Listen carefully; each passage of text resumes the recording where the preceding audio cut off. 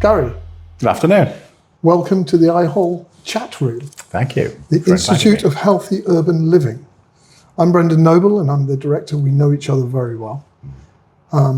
Garry, for the audience, is on our advisory board of the Institute, and we're very happy to have you there.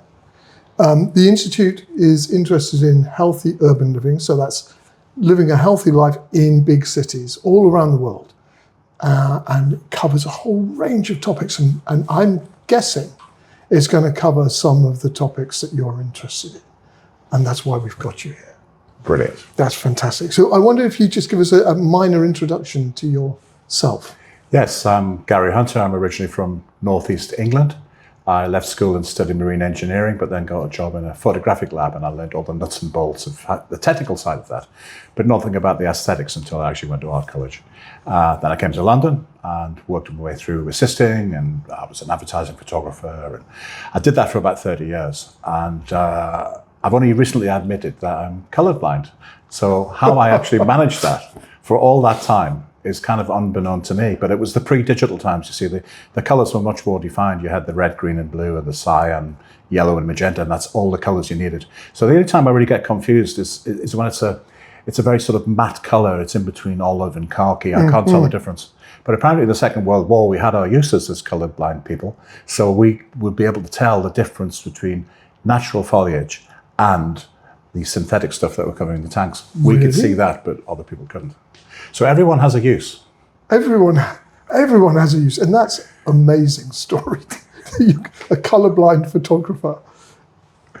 So it's all about conquering your, not your disabilities, but your challenges in life, I think. Absolutely. Yeah, absolutely. And making the most of those. Absolutely. And in fact, a lot of the photography I did in the 1990s was very close up and almost all out of focus, just like my natural vision. That's incredible. That's incredible. Look, now I think we need to hear about your educational journey. Yeah. So, because I know you've told me a little bit about this in the past. So what happened? My highest qualification is a national diploma, you see, an ordinary national diploma. And as you know, I did study at the University of Westminster. I studied multimedia on Ridinghouse Street. But there was two problems with that. I was very busy as a photographer, and even one day a week was challenging. And then the whole media school was moving to Harrow, and it was just too far away. So I went in on the second year because I had so much experience. And I did a bit of the third year. But then there wasn't enough equipment, there wasn't really any computers, and I just found it was too cerebral. We were getting lectures on the personalities of kitchen tales to do with Marxism. So it was much more like an MA or a PhD kind of level than a degree. So I wanted something much more vocational, really, you know. Yeah. Okay. So I never finished it. Just like three-quarters of Pink Floyd who went there and never finished their degrees either. So famously. I'm in good company. Famously. Yes. I think one of the things I was going to ask you is a sort of fun question. And I've nicked this, I've stolen this from another podcast, which I quite admire, is what is your first ever memory? Well, the first one with any kind of narrative, I suppose, you know, where I can remember actually a sequence of events. It's probably when I was 5 or 6 years old, and I don't know if you remember, Apollo 13 went missing for a few days. It was on the dark side of the moon and they lost communications.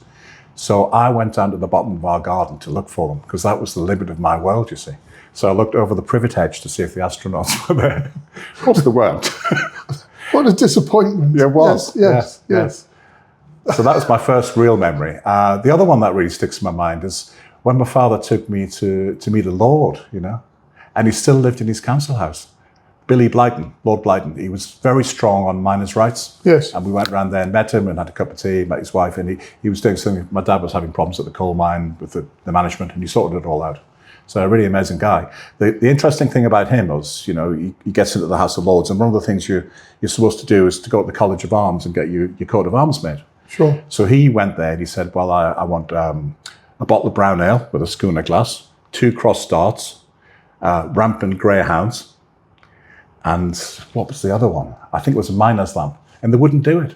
And they wouldn't do it? They wouldn't do it, no. What a shame. And his attitude was, well, that saved me 300 quid. You just mentioned your parents. Where were your parents coming from in terms of careers and so on? Yeah, my dad was the son of Irish immigrants, and my mother actually came from a a more sort of well-to-do background, but they lost all of the money in the general strike of 1926. So it was kind of a meeting of two different social classes, really. And she was working as a chemist when she was younger, but she had some training but no qualifications, and the head pharmacist would just leave her there to mix up all of the prescriptions, you know. This is in the 1940s, 1950s.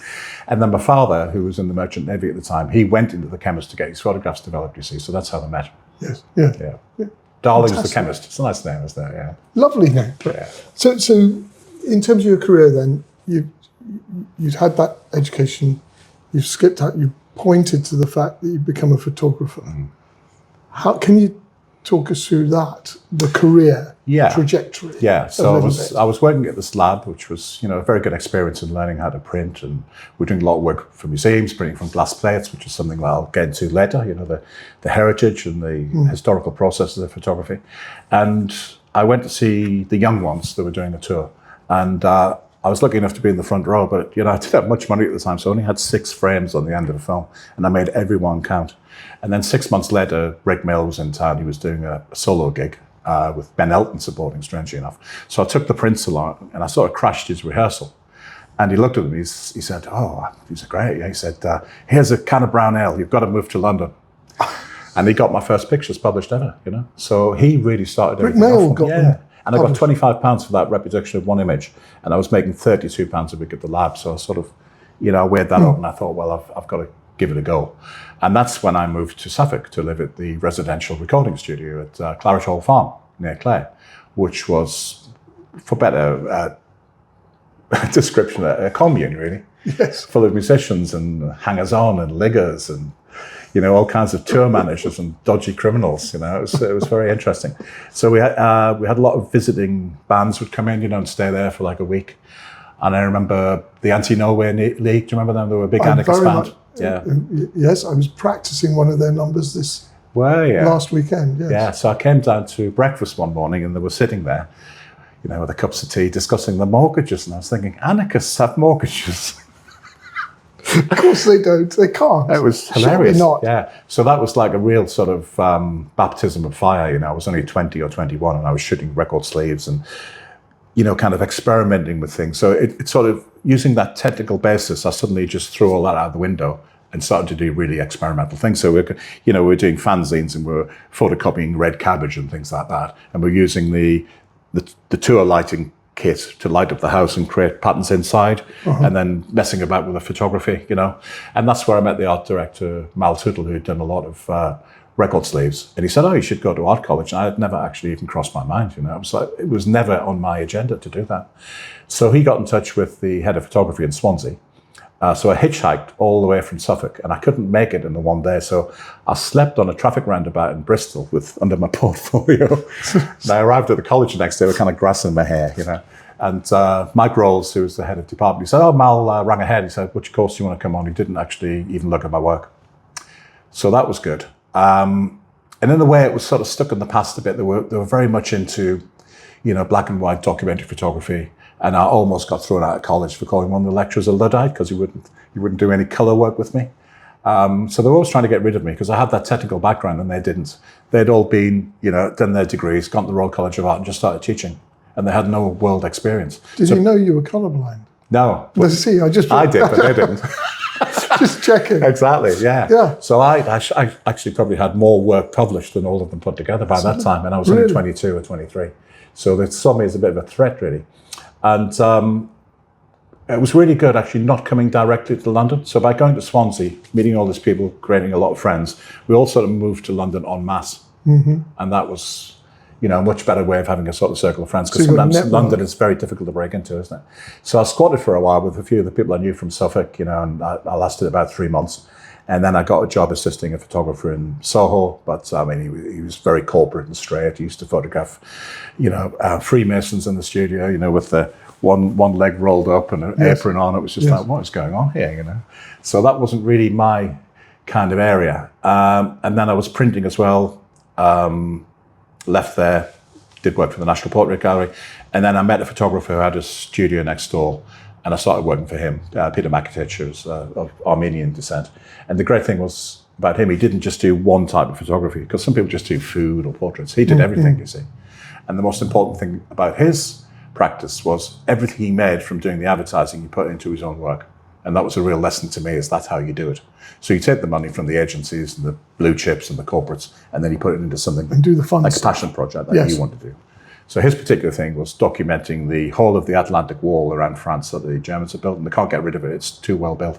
So he would shoot that on a large format camera, you know, and it became a bit of an obsession. And he lives there in France now, and we're still very good friends, and we still work together. So he was really key as a mentor in photography for me. Yeah, that's fantastic. And then you've got to the point where, and you know, so I've seen and heard about your Fitzrovia Noir project. And the projects underneath that, of course, and the Tommy Flowers Foundation. Yes. So I don't know if you could take us through some of that, because I think the other thing, just to say, is the institute that we're in is very interested in arts and health. Absolutely, yeah. And I'm not, and this is not creative health. Yes, we've had that discussion before. We can talk about that. A heated discussion. I was on the edge of. Heated discussion. Yeah. But we're very interested in that, and I'm pretty sure that both of those, you know, those projects enter that territory in one way or another. So I think analog photography was much more interesting, really. You know, it was more of an alchemy. You were never quite sure what you were going to get back until you developed it. You know, and there was, I think you tried harder. You know, whereas now you sort of shoot the digital. You thought, I'll do it all in post production. And it takes some of the fun out of it, really. So, you know, I worked for all the biggest, worst, most corrupt companies in the world during the 90s, all the cigarette manufacturers, the pharmaceutical companies, you know, the people that made booze. And I didn't even consider what I was doing. All I was interested in was making the best picture possible, you see. And about sort of 99, 2000, I started to sort of think what I was doing, really.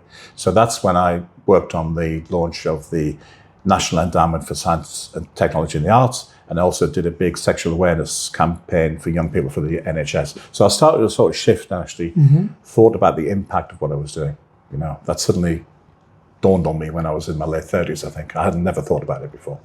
And that's when I started to do work like this, which is, that is for the European Respiratory Society. So that is, it's all about lung health. So we took some x-rays from a hospital and we coloured them afterwards. So one is healthy lungs and the other, of course, is not. And that was used in a big PR campaign to accompany a white paper. So suddenly I had more meaning in what I was doing. Yeah. Another one we did was down at University of Sussex. So this was in conjunction with Pfizer and the Wellcome Institute.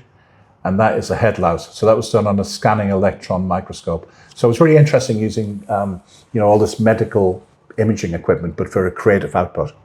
And the way you do this, I don't know if you know much about this process. I've done a lot of it. Yeah. That's the only thing we have in common. Head louse.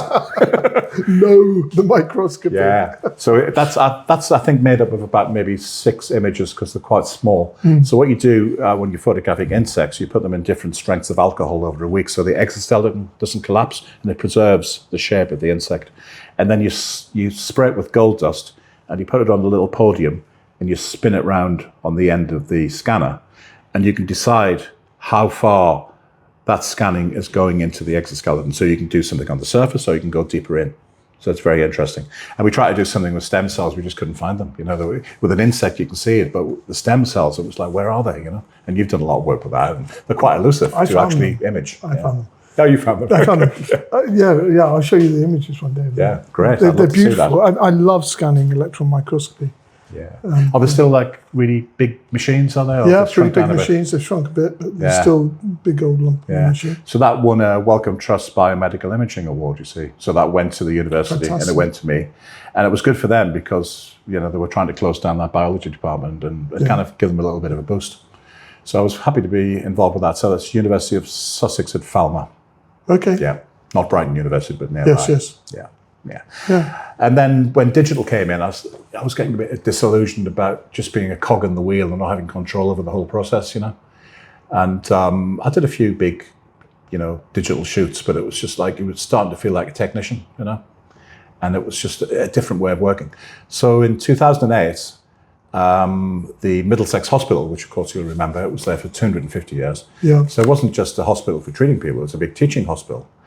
and it was being closed down, and it was going to be demolished and redeveloped. And I thought, well, that's so important to this area. And my flat where I've lived for 30 years is on the next street, so it's a very close thing to me. And I used to walk down that hospital corridor sometimes, not necessarily to go and see anybody, but there's a Byzantine chapel in there, you see. And I used to go in there to escape the world and the telephones and everything, and just sit in there for half an hour. I'm not religious, but it was just a place of escape. Yeah. So you'd be walking down this corridor and you'd see insets coming under this, what looked like a normal hospital double door, and you'd go in there. It's this beautiful interior. Yeah. So I thought, well, this has got to be celebrated. So I've done a few exhibitions, and I was looking at the idea of getting out of the commercial world, and I didn't want to go and work with big galleries. I thought that's going from the frying pan into the fire, one corporate world to another, isn't it? I wanted to do something that had much more meaning and purpose, really. And it was about, collaborating with people, whoever they are.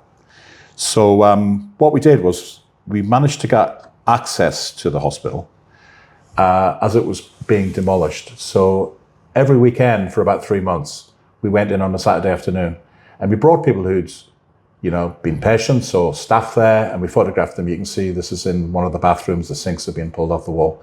And this lady actually had been not just a nurse there, but it also broken a leg and was a patient. So that was kind of interesting. One of the other people we photographed there was Professor Sir Anthony Epstein, who co-discovered the ME virus. And he sort of skipped in a fabulous, well-cut suit. I think he was about 83 at the time. He only died last year. He was about 102, Wow. Very interesting man. So he came all the way from Oxford, so people were interested in telling their stories. And also, as well as the photography, we did projections of people who had strong associations with the hospital, like Mary Stopes. And we would paint on walls, and then we'd go back the next week and the wall had gone. So it was like a temporal sort of thing. Even the projections, just be there for that time you did the photograph of them. So it was all about this kind of impermanence of a building, really, that had been there for so long. And then what happened afterwards was the original developers, they lost all the money when the Icelandic banks went out of business. You remember? Oh, yes, I do. 2008, 10, wasn't it? Yeah. Something like that. So the whole site was fallow for years, and all that was in the middle was the listed Byzantine chapel, looking really lonely all by itself. And then they've built this, development which to me has got less architectural merit than a car park. It's just not very nice. But the garden in the middle, where the chapel is and where they do all of these arts events and music and weddings, is still there. It's brilliant. So they've done a great job on refurbishing that. And I was there last week, and there was an exhibition by an artist who's a sculptor, and she'd suffered from a brain tumor. So she lost the use of her kind of, her strength to do sculpture. Yeah. So she did a lot of really incredibly delicate embroidery. Absolutely beautiful. She was embroidering receipts, and it was absolutely superb. And that really links into the whole previous use of the site as a hospital. So I thought that was one of the strongest things I've ever seen there. It's very good. And that's the start of the journey into the sort of health Absolutely related areas. And I know Yeah. you've introduced me to a number of artists Yes. who have got real passion about Yeah. the effect of art on health, either Yeah. directly or actually indirectly. Sometimes it's a very personal response to that. Sometimes it's Yes. more about a general feeling about something that has to be said. And I've worked more with learning difficulties and mental health support groups than I have with physical health organisations. So fast forward to 2015, we were starting to get a lot more kind of bigger projects coming in, and I'd completely left the commercial world by then. I sort of hung on and did a few shoots and just sort of disassociated myself from it gradually, really, which was the best way to go. And especially in the Northeast, you've been up there with me, you've been on a field trip, you've seen how fantastic these organisations are there. Incredible. So in 2015, I was given a commission from the Esme Fairbairn Foundation. It's all about social justice, really. And Esme Fairbairn, if I remember correctly, she was killed in an air raid in World War II. So her husband, I think, worked on some sort of financial market. So when he died, he left all the money in her name, you see. So they give out grants to develop new work. So this was, I think it was 5 or 6 different support groups across the region, ranging from one that met in a church hall once a week, there was like half a dozen people, to another one, like the one you came to, North Tyneside Art Studios, where there's hundreds of people who were referred by by a GP, really. So that's how it works. So the idea I came up with was, first of all, I wanted to engage people in an idea of them writing down something about their lives. So we created these logbooks, which were pretty much empty, really. So the pages had lots of space to put other things in. So it was with a few sort of guide images there, really, yeah. And in the middle, I got in touch with the local transport organisation, Nexus. This is it's fundamentally the overground, really, in Newcastle and the surrounding areas. It goes underground a little bit in central Newcastle. And I asked them if I could strip out the names of the stations. And then what I asked people to do was to use that as a sort of metaphor for their journey through life. So they could do it in any way they wanted. I think one woman should put down all of the cowboys and Western TV programs she'd watched all her life. So you had Bonanza and High Chaparral, and that was very good. And then this is actually by one of the artists. So you can see the difference in that. And that is all of the prescription medicines he's had in his life. You can't hardly see the stations, can you? But you get the idea of this is a life journey. And that's Matthew Kolakowski, who I've worked with quite a lot. Fantastic. So each person did a different one, which was absolutely brilliant. It worked very well. Fantastic. And then because of the nature of the idea of travel, we exhibited in what used to be a baggage store that goes across two of the railway lines at Teignmouth Station. Did you go there? Yes. Yeah, I did show you that. So, it's all about kind of using spaces that aren't galleries, getting out of that white box, doing it in a building that has a resonance, what people can relate to. And I just think it has more meaning, really, And talking of which, your project at Trinity Wharf. Yes. And the space underneath a boat. Yes, which is quite unique, I thought, and extraordinary space. I mean, I loved it. You've been a few times now, haven't you? Yeah. So that goes right back to, full circle to when I was studying marine engineering that I never practiced. But where I had my studio at Trinity Wharf, it's right where the River Lea meets the Thames, so it's opposite the O2.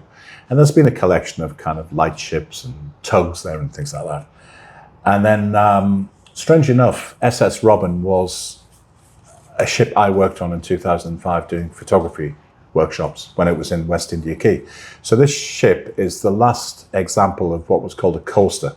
So it's a 350-ton vessel, which was, the precursor to freight, before we used it on the rail and roads. So this would carry everything from cows to coal to pit props to grain, anything. So it would be going up and down the coast, all the way around to Northern Ireland, down to South Wales, but always hugging the coast, never really in an open ocean. Sure. It wasn't built for that. Mm-hmm. So that was built right there, right where it's come back to. It was built in 1890. So it's a beautiful sort of journey that's come back. But it only worked in this country for about 10 years. And then in 1900, it was bought by a Spanish company and it went to work out of Bilbao. And then it was rescued in 1974, came back here, went through various iterations of being done up, ended up in St Catherine's Dock at the Open Air Maritime Museum, and then went to West India Quay, and they took it out actually around to Lowestoft in Suffolk to look at repairing it, and they took it out of the water. They just realised it was just too fragile to ever put back on the water. It was just, too rusted, and the metal had got too thin. So what they did was they commissioned this absolutely enormous pontoon to be built in Gdansk in Poland, and it's an amazing bit of engineering. So this pontoon actually supports a 350-ton ship. So it's just a unique sight to see that. And I've been working on the boat. We've been using that for site-specific or site-responsive projects. So with Fitzrovia Noir, the current program is 3 years looking at the history and the prehistory of photography from 1790 to 1920. So we've been looking at all of the processes from that era. So we chose wet collodion, which was particularly popular in the 1860s. Because Frederick Scott Archer, who had actually invented it, he never patented it, you see. Whereas De Geer and Fox Talbot patented it. So to use that process, you had to pay them. Wet collodion you didn't, so of course everyone used that. And there was no electricity on the ship at the time because it only just arrived in this pontoon and it was in a bit of a state. So what we did, we just went to the captain's cabin and we put red gels on the porthole, so we created this instant darkroom. And with wet collodion, you see, which there's an example here. This is a tin plate wet collodion. This one's actually shot in Newcastle. What you do is, you take a piece of metal which has been anodized, you cover it in the wet collodion mixture, and then you put it in the camera. It has to be exposed and developed while it's still wet. Hence, we had to have the darkroom right at hand. Right there. Yeah. Yeah. And that's what you get, that result. Beautiful. So it's about a 5 to 10 second exposure in daylight. You can use flash, which cuts it down a lot. And Beautiful. Yeah. it's just getting people off their iPhones and looking at these kind of processes where you really have to make an effort to get it right, you know, instead of the phone just doing all of the thinking for you and, you know, all of the different kind of filters and stuff like that. It's just, it's endless. I mean, it's great quality, but you don't learn anything from doing that, do you, you know? Talking of iPhones, computing, Absolutely. Tommy Flowers project, which I've heard something of. Yeah. But I wonder if you'd tell a little bit of that story. Continuing the idea of, you know, making empty spaces into places where things happen, especially creative learning. We got the opportunity to take over, it was actually a former GP surgery on a high street in Poplar. And this high street had just gone down the tubes really, because on the Isle of Dogs had opened up a hypermarket. So all of these shops that used to thrive suddenly all closed. So when we arrived there was a chicken shop at one end of the street and a Chinese takeaway at the other, and just loads of drug dealing going on in the dark doorways. So I had to think about that. And I talked to the housing association, who were the, you know, the owners of that row of shops, and they were interested in getting some sort of pub together, but not just a normal pub, you know, a micro pub, but a community pub, somewhere that was a hub, because there hadn't been anywhere on the estate for quite a while since the other pub had closed. And, you know, I think in the original covenant, when it was developed in the 1820s by a Scottish engineer who worked for the East India Company, there was a covenant there had to be a church and a pub there on the estate at all times, you see. So we were kind of filling that gap in provision really by us doing it. And I thought, well, I can do a community pub, but I don't want it just to be a pub. It has to have another meaning. It has to engage people in thinking outside the box a little bit. So it was through Paddy O'Connell, who was one of my neighbours here in Fitzrovia. He's a broadcaster for the BBC. His mother worked at Bletchley Park, you see. She was a wren in the 1940s when she was a teenager, you know, operating these code-breaking machines at Bletchley Park. And she was working for somebody called Tommy Flowers. And he had been born on this estate, right where the pub was, just at the end of the road in 1905, son of a bricklayer. And he went to night school, you know, he self-made really, self-taught in a lot of ways. And he worked at the post office all of his life. And it was all of those kind of analog exchanges, you know, the big sort of mechanics. Yeah. And they were using a lot of valves in that. And he had this idea that to speed up the code breaking at Bletchley Park was to use a machine, or actually the world's first semi-programmable computer, Colossus it turned out to be. But he had a lot of kind of opposition from the Oxbridge people there because he was a Cockney and he was working class. So that appealed to me, that he was this kind of unsung hero that a lot of people have forgotten about. Everyone knows Alan Turing, and rightly so. He was just as important as Tommy Flowers. But also, I think the problem with Tommy's work was it was kind of ultra secret. So it was nothing to do with Enigma, which was a machine that every tank commander, every U-boat captain had one of those just for ordering a new periscope or new tank tracks or something like that. So the machine that was being intercepted by Bill Tutt, the mathematician who worked with Tommy Flowers at Bletchley Park, was called Lorenz. And there was only maybe 10 of those, and it was all for Hitler's top brass. So this was all the information about strategy, where all the Panzer tanks were, where they were going to strike next, where they were defending. So it was like gold dust, really. And we never actually captured one of those machines. We captured a lot of Enigma machines. And it was the Poles that first cracked that, not Alan Turing. So how they managed to crack the code of a machine that they'd never seen, which is much more complex than Enigma, I have no idea. And they originally had a sort of rudimentary machine for decoding, which was called Heath Robinson, because it was just like crazy sort of, you know. And by the time they cracked the codes, it was 2 weeks late, you know. Yeah. So Tommy's idea was to speed that up by 100 times, which he did. So they were almost reading these messages in real time. So it was all to do with the disinformation campaign about D-Day, where, you know, we were sending out messages that we wanted to be intercepted, that were saying we were going to be in Marseille or Norway or Calais, anything but Normandy, you know. Yeah. So it totally took them by surprise when we landed there. So what happened with the pub was he suddenly became rediscovered by all of the local people who, it was a great bit of placemaking and, renewing sort of local civic pride. Community. Really. Yeah. So So we'd have all these geezers coming in the pub, when we first opened, like Cockney geezers and all that. You're not doing it in that art shit, are you? Oh, no, not us. We were. But we introduced it very slowly. So we'd had the pub open for 6 months, and then we started to introduce glass blowing and photography. We even got one of Tim Burton's key animators to come in and do stop motion workshops with the local Bangladeshi football team. So it was all about engagement. And I ran that for 2 years.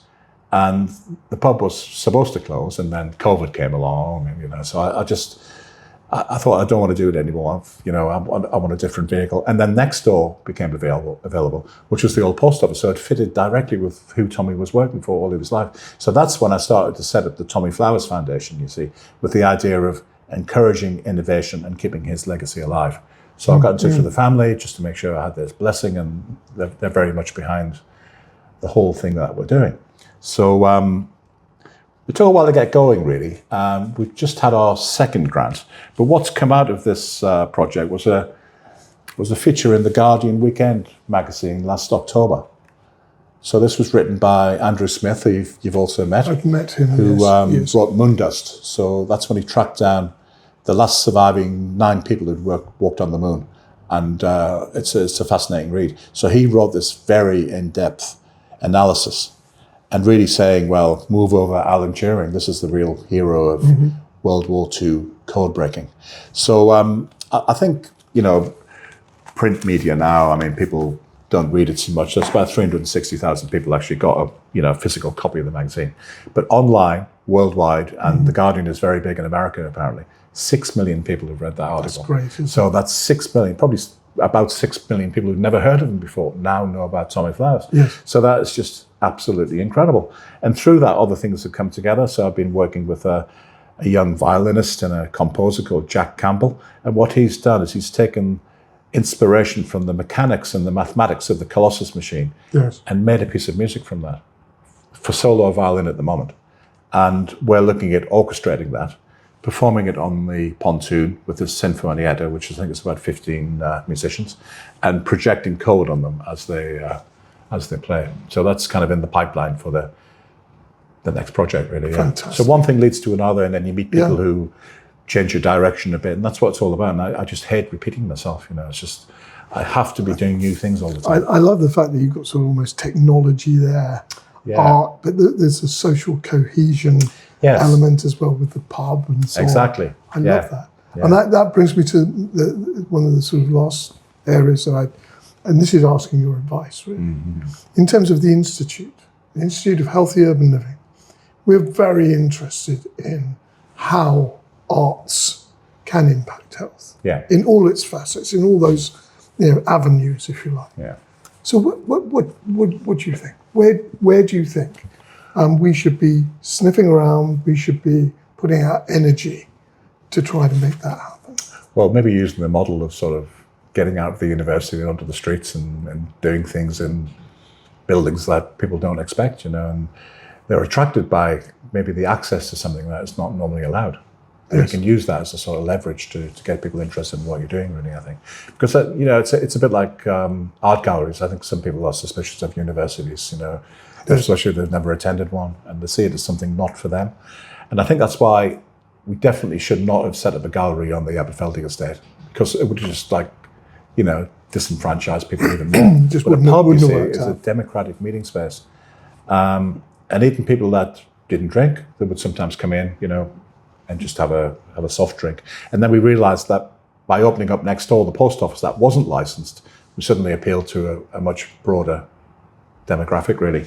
And this project we did, which is called Untold Stories, you can see we've actually translated that into Bengali, because that is 70% of the people who live around there are Bengali. So, we want to include people in what we do, really. We don't want to exclude anybody.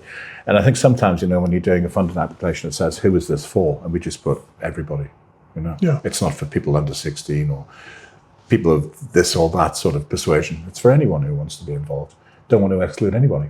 I think that's great. And I think convincing people Yeah. that that's true Yeah. is part of the challenge. Yeah, exactly. That it is for everyone. Yeah. I see you have a lump of brick there, and talking of getting out on the Yes. street, Yeah. I wondered if you... Well, you were talking about social cohesion, weren't you? And this is Yeah. a perfect example of a piece of chewing gum. And this is by a very good friend of mine called Ben Wilson. And it's all about raising awareness of unnecessary waste. So this is a gallery piece. When he has a show, he will sell them like this. But they've generally been on the street for a while, then he peels them off. So if you ever go across the Millennium Bridge, you can quite often see him working there, you know? Yes. And the gum there, you see, it's not a splat. It becomes elongated in the slats. So it becomes a different surface for him. And he's got this ongoing battle with Southwark Council, always trying to clean them off. And then halfway across the bridge, it becomes City of London who are preserving them. Really? That's interesting, isn't it? Yes, it is. So some people value art, some people don't. And I've done a lot of projects with him. So I will, you know, I'll put the production together, I'll put the funding in place, and I'll work with him. And we'll look at what we can do. So we did one along King's Road, you know, so we did Nell Gwynn and the film director Carol Reed, who used to live there, you know. And it's just amazing the different sort of responses you get. So when he was working in East London, all these school kids were coming up to him. Because he's lying on the ground, he's no threat to them. He's actually smaller than them, you know. And he's working out there in all hours. But in Chelsea, I remember he was on the pavement doing this one. And this woman came up and she said, "Are you drunk? Are you on the dole? What are you doing?" You know? Not interested in what he was doing at all, you know. But I find that it's just such an unusual way of engaging people. And I'm off to Zurich next month because I'm doing some work with the university in Switzerland. And so he's been there. And the reason he went there was a whole load of school kids pooled their pocket money, paid for his flight to go over to work with them. Really? Yes. Yeah, so he's that, you know, engaged with so many different people, you know. And it's inspirational. Yeah, and he's out there doing it rain or shine, and he's usually just doing it without any kind of payment, you know. So I admire him so much for his tenacity and just doing this all the time. Yeah. You know? It's amazing. Well, all of this has been completely inspirational and leads me to the point that we've already had some minor discussions about this, but the Institute for Healthy Urban Living wants to put together a symposium, a meeting, a workshop on arts and health, but being very, if I say gritty about it, you know, what works, what doesn't work. There's a lot of claims out there. We hear lots, there's a lot of noise. Yeah. We say the signal to noise ratio is very low in that area. And so, just to finish on the fact, that it'd be wonderful if you could, if you'd join us. Absolutely, to help us take us through that process. Yeah, and we've already done a bit of research on that, haven't we, by going to certain shows and meeting artists and talking to people. And there's certainly a great appetite for it, I think. Fantastic. Yeah. Gary, what can I say? Marvellous. Okay. Marvellous stories. Thanks for the invitation. Marvellous guest. Thank you very much. Thank you. Thank you.